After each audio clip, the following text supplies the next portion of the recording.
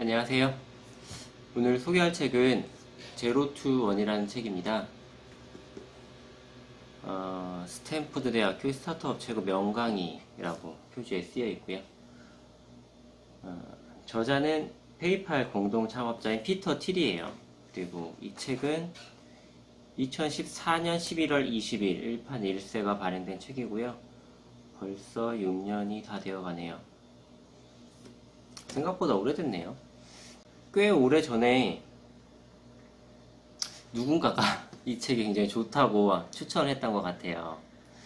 누군지 잘 기억은 안 나는데, 그래서 제가 이 책을 제 독서 버킷리스트에 넣어놨다가 우연히 도서관에 갔는데 갑자기 이 책이 눈에 딱 걸리는 거예요. 그래서 읽게 되었습니다.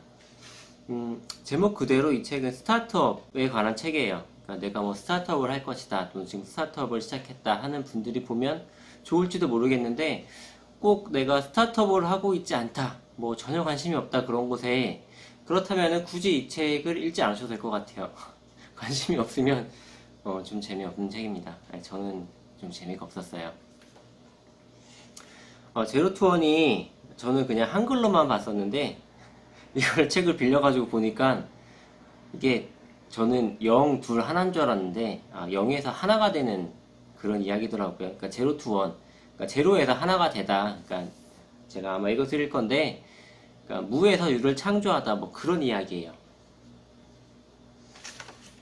그 페이팔이란 거는 뭐 저도 써보진 않았는데, 아마 이게 결제 대행 서비스 비슷한 걸 거예요. 뭐 에스코로 같기도 하고, 또 쉽게 보면은 이제 우리 요즘에 뭐 토스나 아니면 페이코 뭐 그런 것하고 비슷한 기능을 하고 있다라고 보시면 될 것 같습니다. 책을 좀 읽어 드릴게요. 물론 새로운 것을 만드는 것보다는 기존의 모형을 모방하는 게 더 쉽다. 하지만 어떻게 하면 되는지 사람들이 이미 알고 있는 일을 다시 해봤자 세상은 1에서 n이 될 뿐이다. 익숙한 것이 하나 더 늘어날 뿐이라는 말이다. 그러나 뭔가 새로운 것을 창조하면 세상은 0에서 1이 된다. 창조라는 행위는 단 한 번뿐이며 창조의 순간도 단 한 번뿐이다. 그 한 번의 창조로 세상에는 낯설고 신선한 무언가가 처음으로 생겨난다. 이 책은 새로운 것을 창조하는 회사를 만드는 방법에 관해 다룬다. 페이팔과 펠런티어를 공동으로 설립했고 페이스북과 스페이스X를 포함한 수백 개의 스타트업 기업의 투자자로 참여하고 있는 내가 그동안 알게 된 모든 것을 이 책에 담았다. 그동안 나는 성공과 실패의 수많은 패턴을 발견했고 그 내용을 여기에도 공유할 생각이지만, 그렇다고 이 책에 성공의 절대 공식이 등장하는 것은 아니다. 기업과 정신을 아무리 알려주고 싶어도 알려줄 수 없는 이유는 그런 공식은 필연적으로 존재할 수가 없기 때문이다. 이 책은 새로운 일을 하는 사업에서 성공하기 위해 마땅히 스스로 물어보고 또 답해봐야 할 여러 질문에 관한 책이다. 이 책은 특정 지식의 기록이 아니며 손쉽게 따라할 수 있는 매뉴얼도 아니다. 오히려 이 책은 생각하는 연습을 해보는 자습서다. 왜냐하면 생각이야말로 신생 기업이 반드시 해야 할 일이기 때문이다. 당연시되는 생각에 의문을 제기하고 백지 상태에서부터 다시 사업을 생각하라. 이 책 자체가 이 피터 틸이라는 사람이 스탠퍼드에서 강의한 내용을 그 제자였던 사람이 이제 노트로 정리해서 이게 이제 많이 읽혀졌는데, 워낙 인기가 있다 보니까 이거를 좀 더 보완해가지고 책으로 만든 거라고 해요. 네, 그렇습니다. 진정으로 남들과 다른 사람은 다수에게 반대하는 사람이 아니라 스스로 생각하는 사람이다. 제가 이 책에서 딱 두 문장, 정말 인상적이었던 문장이 딱 두 문장 있는데요. 그게 바로 첫 번째가 이거예요. 진정으로 남들과 다른 사람은 다수에게 반대하는 사람이 아니라 스스로 생각하는 사람이다. 그래요. 이게 제가 책을 읽을 때마다 느끼는 건데, 어떤 뭐 대단한 일을 하는 사람들, 어떤 뭐 무언가를 새롭게 만든 사람들은 대부분 이런 특징을 가지고 있더라고요. 어떤 특징이냐면 스스로 생각하는 능력이 있어요. 그러니까 생각이라는 게 되게 누구나 할 수 있을 것 같지만 또 누구나 하기가 어려운 거더라고요. 이게 가만히 있으면 무언가에 집중해서 생각하는 것이 아니라 계속 딴 생각을 하거나, 그런 시간들이 너무 무료하고 정말 버티기 힘들어서 핸드폰을 보고 놀거나 뭐 유튜브 보거나 보통 그렇게 되거든요. 근데 이런 사람들은 대체로 계속 끊임없이 자기 사업에 관해 생각을 하더라고요. 정말 저도 신기한데 이게 잘 되지 않아요. 그러니까 저도 의식적으로 무언가 계속 생각하려고 노력은 하는데 이게 정말 어렵더라고요. 근데 성공한 사람들은 대체로 무언가 스스로 생각하는 능력이 정말 확실하게 있어요. 그러니까 금방 떠오른 얘는 그 백종원 대표님 계시죠. 그분도 보면 책을 읽어봤는데 혼자서 생각하는 시간이 굉장히 많더라고요. 혼자서 계속 메뉴 궁리를 하고 사업 궁리를 하고 굉장히 생각을 많이 하시더라고요. 또 막 여러분들이 있었는데 잘 기억은 안 나는데 일단 백종원 대표님 생각이 나네요. 첫 번째 문장이 이거고, 두 번째 인상 깊었던 문장은 맨 뒤쪽에 있어요. 시간이 흐른다고 미래가 되지는 않는다. 이거 너무 멋있더라고요. 그러니까 어떤 분이 하는 이런 얘기를 들었어요. 10년 영업을 했다고 10년의 노하우가 있는 건 아니다. 정확한 워딩은 아닐 수 있는데 그런 거예요. 내가 무언가를 오랫동안 일을 했다고 해서 그만큼의 노하우가 내게 있지 않다는 거예요. 왜 그러냐면 보통 어떤 일을 시작할 때 노력을 많이 하게 되거든요. 누구나 그래요. 정말 미친듯이 노력합니다. 잠도 안 자고.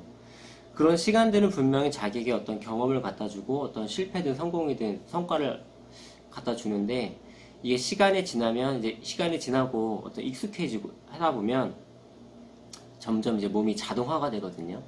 그러다 보면 이제 어느 정도 성과는 계속 나오기 때문에 더 잘하려는 그런 생각이 없어져요. 그리고 이제 이 정도면 됐다 하기 때문에 더 이상 이제 발전을 하지 않죠.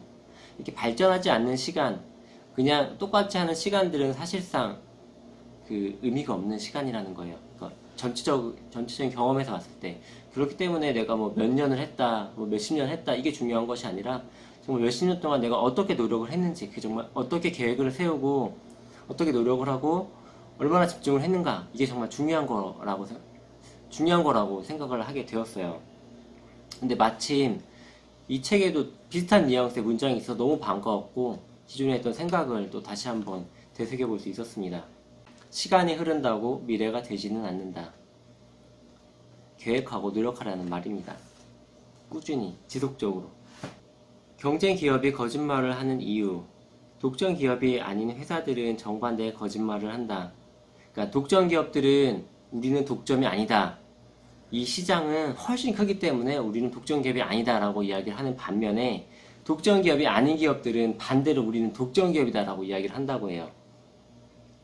우리는 이쪽을 꽉 잡고 있어요. 기업가들은 언제나 경쟁의 크기를 축소해서 말하는 경향이 있다. 하지만 이 점이야말로 신생기업이 저지를 수 있는 가장 큰 실수다. 신생기업들은 자신이 속한 시장을 극도로 좁게 묘사함으로 자동적으로 시장 지배자가 되고 싶은 치명적인 유혹을 느낀다. 미국 캘리포니아주의 펠로알토에 있는 영국식 식당을 낸다고 가정해보자. 우리는 먼저 아무도 영국 식당은 하고 있지 않아. 시장 전체를 우리가 먹는 거지 하고 추론할 것이다. 하지만 이 생각이 맞으려면 관련 시장이 특별히 영국 음식 시장이어야만 한다. 그러나 실제 관련 시장은 펠로알토에 있는 식당 시장 일반이라면 어떻게 될까? 그리고 이웃 동네의 모든 식당까지도 관련 시장의 일부라면, 이들 질문에 답하는 것도 쉽지 않지만 더 큰 문제는 우리가 이런 질문을 해보고 싶지 않다는 점이다. 새로 차린 대부분의 식당이 1, 2년 내에 망한다는 뉴스를 듣게 되면 우리는 본능적으로 왜 내가 내는 식당은 그렇지 않을 것인지 이유를 찾아내게 된다. 우리는 그 이유가 정말인지 진지하게 생각해보는 대신 나는 왜 예외인지 다른 사람들에게 설득하려고 애쓴다. 하지만 잠깐 하던 생각을 멈추고 펠로알토의 다른 음식들보다 영국 음식을 특별히 먹고 싶어하는 사람들이 있을 것인지부터 생각해봐야 할 것이다. 그런 사람들이 없을 가능성도 매우 크다. 2001년 나는 페이팔의 동료들과 함께 마운틴뷰의 카스트로가에 가서 자주 점심을 먹곤 했다. 그곳에서 우리는 인도 요리, 초밥, 버거 같은 뻔한 메뉴는 말할 것도 없고 입맛대로 식당을 고를 수 있었다.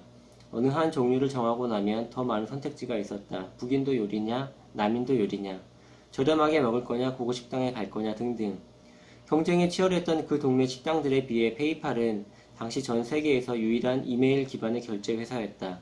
우리 회사의 직원 수는 그 식당들이 종업원 수보다도 적었지만 우리 회사의 가치는 그곳 식당들의 가치를 모두 합한 것보다도 훨씬 컸다.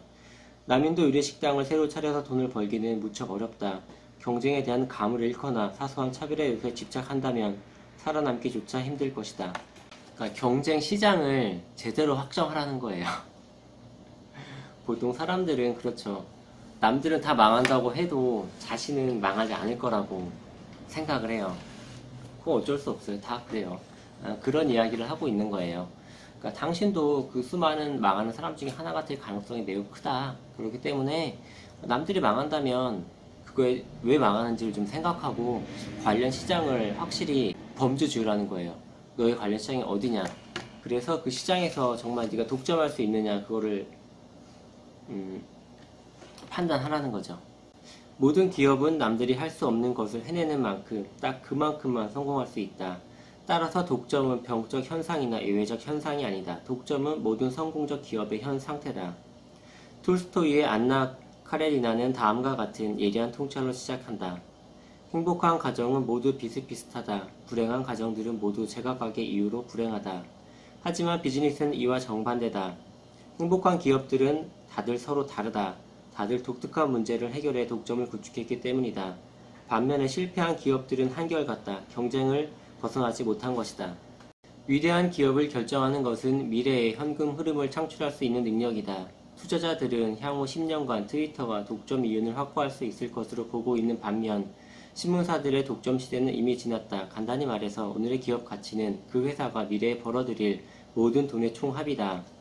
할인된 현금 흐름을 비교해보면 저성장 기업과 고성장 스타트업 사이의 차이를 극명하게 알 수 있다. 저성장 기업의 가치는 대부분 가까운 시일 내에 발생한다. 신문사처럼 구경제에 속한 기업은 지금의 현금 흐름을 앞으로 5, 6년간 유지할 수 있다면 있을 수도 있다. 하지만 대체할 수 있는 다른 유사한 기업들이 있다면 이유는 곧 경쟁을 통해 사라져버릴 것이다. 나이트클럽이나 식당이 그 극단적인 예다. 나이트클럽이나 식당 중에서도 성공적인 곳들은 현재 든든한 수익을 거둘 수 있을 것이다. 하지만 그들의 현금 흐름은 아마도 향후 몇 년 내에 줄어들기 시작할 것이다. 고객들이 더 새롭고 더 유행하는 곳으로 옮겨갈 것이기 때문이다. 하지만 기술 기업은 정반대의 궤도를 그린다. 기술 기업들은 처음에 몇 년간 손실을 기록하는 경우가 많다. 가치 있는 것을 만들어내려면 시간이 걸리고 따라서 매출은 뒤늦게 발생하기 때문이다. 기술 기업의 가치는 적어도 10년에서 15년 후에 발생할 것이다. 애플에 성공해서 뭔가를 배워보려고 했던 사람은 많았다. 돈 들인 만큼 효과를 내는 광고, 브랜드를 부착한 상점, 고급스러운 재질, 재미난 기조연설, 고가 정책, 심지어 미니멀리즘을 차용한 디자인까지 전부 다 모방하기가 별로 어렵지 않은 것들이었다. 하지만 겉만 번드르하게 만들어주는 이런 잔기술들은 그 밑에 실질적인 무언가가 단단히 자리하고 있지 않으면 아무 소용이 없다. 애플은 하드웨어와 소프트웨어 양쪽에서 보유하고 있는 독자 기술들이 한데 어우러져 하나의 완전체를 이루고 있다. 또한 애플은 자신들이 구입하는 자재에 대해 가격 결정력을 행사할 수 있을 만큼 대량으로 제품을 제조한다. 그리고 자체 콘텐츠로 형성된 생태계를 통해 강력한 네트워크 효과를 누린다. 수천 명의 개발자들이 애플 제품을 위한 소프트웨어를 만드는 이유는 수억 명의 사용자가 있기 때문이고 그 사용자들이 다른 플랫폼으로 갈아타지 않은 이유 애플리케이션 때문이다. 애플의 빛나는 브랜드에 가려져서 다른 독점적 우위 요소들은 크게 눈에 띄지 않지만 정작 애플 브랜드 전략이 독점을 효과적으로 강화할 수 있는 것은 그 바탕에 이런 우위 요소들이 자리 잡고 있기 때문이다. 실질이 아닌 브랜드에서부터 시작하라는 것은 위험한 전략이다. 모든 신생 기업이 처음에는 작게 시작한다. 모든 독점 기업은 시장을 크게 지배한다. 따라서 모든 신생 기업은 아주 작은 시장에서 시작해야 한다. 너무 작다 싶을 만큼 작게 시작하라. 이유는 간단하다. 큰 시장보다는 작은 시장을 지배하기가 더 쉽기 때문이다. 초기 시장이 너무 클 수도 있겠다는 생각이 든다면 분명히 너무 큰 것이다. 작다는 것이 존재하지 않는다는 뜻은 아니다. 페이팔이 초기에 우리가 저지른 실수가 바로 이 부분이다. 우리가 만든 첫 제품은 사람들이 팜파일럿을 통해 서로 돈을 송금할 수 있게 해주는 상품이었다. 재미있는 기술이었고 그 당시 아무도 하지 않는 일이었다. 하지만 전 세계 수백만 명의 팜파일럿 사용자들은 한 장소에 모여 있지도 않았고 서로 공통점도 거의 없었으며 아주 가끔씩만 자신의 기기를 이용했다. 아무도 우리 제품을 필요로 하지 않으니 고객이 없었다. 이렇게 배운 교훈을 바탕으로 우리는 이베이에서 실시하는 경매를 목표로 삼았고 그곳에서 첫 번째 성공을 거두었다. 1999년 말 이베이는 대량 거래를 주도하는 파워셀러 수천 명을 보유하고 있었다. 이들에게 집중적으로 노력을 기울인 결과 3개월 후 우리는 이들 중 25%에게 서비스를 제공할 수 있었다. 곳곳에 흩어져 있는 수백만 명의 주의를 끌려고 애쓰는 것보다는 정말로 우리 제품이 필요한 기천 명에게 접근하는 편이 훨씬 쉬웠다. 신생 기업에게 완벽한 표적 시장은 경쟁자가 없거나 아주 적으면서도 특정한 사람들이 적은 규모로 모여있는 시장이다. 뭐가 되었든 큰 시장은 좋은 선택이 아니다. 이미 여러 회사가 경쟁하고 있는 큰 시장이라면 더욱더 나쁜 선택이다. 만약 기업가들이 1억 시장의 1%에 관해 이야기한다면 언제나 적신호라고 봐야 한다.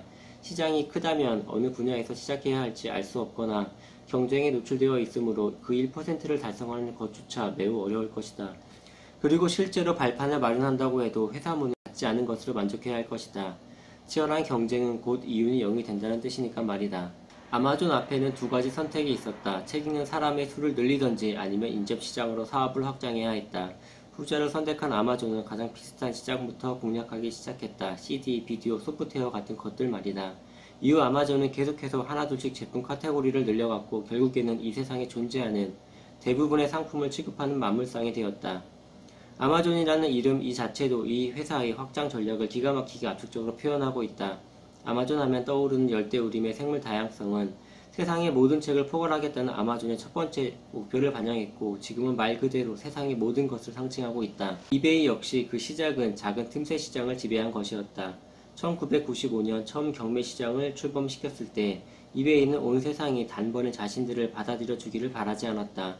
온라인 경매 시장이 좋은 반응을 일으킨 것은 규모가 크지 않더라도 깊은 관심사를 공유하고 있는 집단에서였다. 봉제 인형 비니 베이비 애호가들처럼 말이다. 비니 베이비 거래를 독점하게 된 후에도 이베이는 곧장 스포츠카나 산업용 중고 자재 시장 등에 뛰어들지도 않았다. 오히려 별 볼 일 없는 취미생활 애호가들에게 서비스를 계속하면서 아이템에 관계없이 이베이가 사람들이 온라인 거래를 하기에 가장 믿을만한 사이트가 되기를 기다렸다. 몸집을 키우려고 하면 종종 눈에 보이지 않는 장애물이 있을 때도 있다. 최근 이베이 역시 이런 교훈을 얻었다. 다른 시장과 마찬가지로 경매 시장도 자연적 독점이 일어나기 쉽다. 구매자들은 판매자가 있는 곳으로 가고 판매자들도 구매자를 찾아가기 마련이다. 하지만 이베이는 경매라는 사업 모형은 동전이나 우표처럼 개별적인 가치가 있는 제품에 가장 적합한 사업 모형이라는 것을 알게 되었다. 일반 상품의 경우 경매는 그 정도의 매력이 없었다. 사람들은 연필이나 크리넥스를 가지고 경매에 참가할 마음은 없었고 이런 물건들은 그냥 아마존에서 구입하는 편이 더 편했다. 이베이는 여전히 가치 있는 독점 기업이다. 다만 2004년에 사람들이 기대했던 것만큼 큰 기업이 되지는 못했다. 독점의 숨겨진 비밀, 경쟁과 자본주의는 상극이다에 대해 다시 한번 생각해보자. 혹시 아직 이런 사실을 몰랐던 사람이 있다면 자연스럽고 경험적인 방법을 통해 쉽게 알 수 있다. 기업 이윤에 관해 정량 분석을 해본다면 경쟁과 함께 이윤이 제거되는 것을 쉽게 볼 수 있기 때문이다. 하지만 좀 더 인간적으로 접근해 물어볼 수도 있다. 회사를 경영하는 사람들이 말할 수 없는 것들은 무엇인가? 독점 기업들은 조사를 받지 않기 위해 자신들의 독점 상태를 축소하려고 드는 반면 경쟁적인 회사들은 전략적으로 자신들의 고유함을 과장해서 말한다. 이런 차이는 겉으로 별거 아닌 것처럼 보일지 몰라도 실제로는 어마어마한 차이다. 외부에서 봤을 때 신생 기업의 직원들을 즉시 구분하게 해주는 것이 브랜드가 박힌 티셔츠나 후드티다. 이 옷들은 그 사람을 동료들과 똑같이 보이게 만든다. 신생 기업의 유니폼은 회사 내의 모든 사람은 같은 식으로 달라야 한다는 간단한 핵심 원칙 한 가지를 한눈에 보여주고 있다. 같은 생각을 가진 사람들이 하나의 부족원이 되어 회사의 미션을 향해 맹렬히 헌신해야 한다. 페이팔의 공동 창업자인 맥스 레프치는 신생 기업들은 개인적으로 최대한 비슷한 사람들로 초기 직원을 구성해야 한다고 말한다. 신생 기업은 자원이 제한되어 있고 팀의 크기도 작다. 살아남으려면 반드시 빠르고 효율적으로 일해야 하는데 모두가 비슷한 세계관을 공유하고 있으면 그렇게 하기가 쉬울 것이다.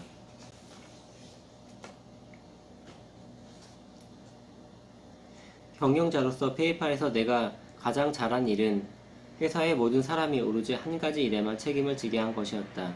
모든 직원의 그 한 가지는 고유한 업무였고 그래서 모든 직원은 내가 그 한 가지만을 기준으로 자신을 평가할 것이라는 사실을 알고 있었다. 처음에 내가 이렇게 한 것은 그저 사람을 관리하는 일을 단순화하기 위해서였다. 하지만 지나고 보니 내가 생각했던 것보다 심오한 결과가 나타났다. 역할을 구분해 주다 보니 충돌이 줄어든 것이다. 회사 내에서 싸움이 벌어지는 것은 대부분 같은 책임을 놓고 동료들끼리 경쟁할 때다. 신생 기업에서는 이런 일이 벌어질 가능성이 특히 높은데 왜냐하면 회사 초기 단계에서는 업무 역할이 이동적이기 때문이다. 경쟁을 제거하면 모든 사람이 단순한 직업 관계를 넘어 장기적인 관계를 형성하기 쉬워진다. 게다가 신생 기업은 내부 관계가 평화롭지 않으면 아예 살아남을 수가 없다. 신생 기업이 실패하면 우리는 회사가 경쟁 생태계 내에서 다른 강적에게 무릎을 꿇었겠거니 생각하는 경우가 많다. 하지만 모든 회사는 그 자체가 하나의 생태계다. 파벌 다툼은 회사가 외부 위험에 취약해지게 만든다. 내부 갈등은 자가 면역 질환과 비슷하다. 사망의 기술적 원인은 폐렴일지 몰라도 진짜 이유는 겉으로 보이는 것과 다를 수 있다. 페이팔의 최초 이용자는 24명이었고 모두 페이팔 직원이었다. 배너 광고를 통해 고객을 확보하는 것은 돈이 너무 많이 들었다. 그래서 우리는 회원가입을 하며 현금을 지급하고 친구들을 소개하며 추가 현금을 주는 방식을 사용했고 그 결과 어마어마한 성장을 거뒀다. 이 전략은 고객당 $20의 비용이 드는 대신 매일 7%의 성장을 이끌어냈다. 페이팔의 사용자 기반은 열흘마다 2배가 되었다. 4-5달 만에 우리는 수십만 명의 이용자를 갖게 되었고 적은 수수료 금전 이체 서비스를 제공함으로써 독자 생존이 가능한 훌륭한 회사를 세울 수 있는 기회를 얻었다. 결국 수수료 배출은 고객 확보 비용을 크게 웃돌았다. 시장의 가장 중요한 부분을 가장 먼저 점령하는 사람이 전체 시장의 라스트 무버가 된다. 페이팔은 마구잡이로 이용자들을 더 확보하고 싶지는 않았다. 우리는 가장 가치 있는 이용자들을 먼저 확보하고 싶었다. 최근에 토스트가 이런 전략을 쓰는 것 같더라고요. 그러니까 지난번에 그 추석 때 보니까 그쯤에서 어떤 무슨 한가위 뭐 해가지고 이렇게 막 친구들한테 돈을 얼마씩 막 송금할 수 있게 로또 복권식으로 그렇게 시스템을 마련해가지고 막 돈을 주고받고 했던 것 같아요. 저도 그때 몇 사람한테 그 토스에서 뭐 한가위 선물 무슨 뭐 한가위 용돈 해가지고 막 몇십 원에서 뭐 몇백 원 또는 몇천 원까지도 오더라고요. 재밌어서 저도 막 친구한테 보내고 했었는데 뭐 사실 지금 저는 사용하고 있진 않아요. 근데 이걸 보니까 아 토스가 똑같이 따라 했구나 라는 생각이 들더라고요. 컴퓨터가 인간을 대체해야 한다는 편견을 전형적으로 보여주는 또 다른 유행어는 빅데이터다. 오늘날 기업들이 끝없이 데이터를 갈구하는 것은 데이터가 더 많으면 항상 더 많은 가치를 창출할 수 있을 거라고 잘못 믿기 때문이다. 하지만 빅데이터는 보통 아무짝에도 쓸모없는 데이터다. 컴퓨터는 사람이 찾아내지 못하는 패턴을 찾아낼 수 있지만 서로 다른 출처로부터 패턴을 비교하거나 복잡한 행동을 해석할 줄은 모른다. 오직 인간만이 쓸모있는 통찰 결과를 찾아낼 수 있다. 우리가 빅데이터에 사로잡혀 있는 것은 기술을 신기한 것으로 생각하기 때문이다. 우리는 컴퓨터 혼자 해낸 별것 아닌 일들에는 감동하면서 인간이 컴퓨터의 똑똑하지 못한 부분을 채워주며 이뤄낸 커다란 업적들을 무시한다. 왓슨이나 딥블루 혹은 계속 발전하는 기계학습 알고리즘 같은 것들은 멋지다. 하지만 미래에 가장 가치 있는 기업들은 컴퓨터 혼자서 무엇을 해결할 수 있을지 묻지는 않을 것이다. 오히려 그들은 이렇게 물을 것이다. 어떻게 하면 인간이 어려운 문제를 해결할 수 있도록 컴퓨터가 도울 수 있을까? 대부분의 청정기술 기업이 도산한 이유는 모든 기업이 반드시 답해봐야 할 7가지 질문 중 1가지 이상을 소홀히 했기 때문이다. 1. 기술. 점진적 개선이 아닌 획기적 기술을 만들어낼 수 있는가? 여기서 말하는 거는 뭐 2배, 3배가 아니라 10배 이상 효율적인 기술, 더 놀라운 기술을 만들어야 한다는 거예요. 시기. 이 사업을 시작하기에 지금이 적기인가? 3. 독점. 작은 시장에서 큰 점유율을 가지고 시작하는가? 4. 사람. 제대로 된 팀을 갖고 있는가? 5. 유통. 제품을 단지 만들기만 하는 것이 아니라 전할 방법을 가지고 있는가? 6. 존속성. 시장에서 현재 위치를 향후 10년, 20년간 방어할 수 있는가? 7. 숨겨진 비밀. 다른 사람들은 보지 못하는 독특한 기회를 포착했는가? 일반적인 사업을 할 때도 아마 유용한 체크 포인트가 될 수 있을 것 같아요. 뭐 기술, 시기, 독점, 사람, 유통, 존속성, 숨겨진 비밀. 뭐 이것들은 굳이 스타트업이 아니래도 그러니까 자기 사업을 할 때도 굉장히 중요할 것 같아요. 내가 뭐 어떤 기술적인 부분은 뭐 좀 덜 할 수 있지만 이것을 뭐 내가 어떤 해결하려고 하는 문제, 뭐 회사의 사명이라고 생각하면 될 것 같고, 시기는 뭐 지금 시기 똑같고, 독점은 뭐 내가 독점할 수 있느냐를 보면 될 것 같고, 사람, 팀이 있어야 된다고 하죠. 사업은 혼자 할 수 없어요. 장사가 아닌 이상 정말 나와 같은 생각을 하고 정말 내가 부족한 부분을 채워줄 수 있는 그런 팀이 꼭 필요하죠. 그리고 유통, 마케팅이 필요하고, 존속성. 정말 자신의 이 분야가 정말 10년, 20년 후에도 굳건하게, 아니 오히려 더 크게 성장할 수 있는 분야인가, 우리 회사가 그때까지 살아남을 수 있는가, 뭐 그런 거 중요하잖아요. 굉장히 이 부분은 한번 체크 포인트로 괜찮을 것 같습니다. 책을 요약을 하면, 간단히 요약하면, 스타트업을 하려면 여기 쓰여있는 대로 경쟁하지 말고 독점하라는 거예요. 경쟁하지 말고 독점하라. 그렇게 독점하기 위해서 운에 기대지 말고 확실한 계획을 세우고 노력을 하라는 겁니다. 그게 이 책의 핵심이에요. 경쟁하지 말고 독점하라. 그렇게 굳이 자기가 또 창업을 해서 이 스타트업이 안 될 것 같으면 때로는 잘 될 것 같은 기업, 잘 될 것 같은 사람하고 함께 하는 것, 또는 그 회사에 가서 일을 하는 것이 어쩌면 더 좋을 수도 있다는 겁니다. 뭐 자기 회사의 100% 지분을 가지고 성공해서 뭐 100%를 다 얻는 것도 좋지만, 뭐 때로는 구글 같은 기업의 뭐 일화 있죠. 뭐 주방장이 뭐 약간의 주식을 가졌는데도 이미 구글이라는 기업이 워낙 커졌기 때문에 그 약간의 뭐 0.1% 뭐 1% 정도의 주식 가지고도 엄청난 부를 이뤘잖아요. 그런 것처럼 뭐 때로는 뭐 내가 스타트업을 만들 것도 괜찮지만 꼭 그게 아니더라도 이렇게 좀 될성 보는 스타트업에 합류하는 것도 괜찮은 대안이다 라고 이야기를 하고 있는 게 이 책입니다. 네, 오늘 들어주셔서 너무나 감사하고요. 다음에 또 뵀으면 좋겠습니다. 감사합니다.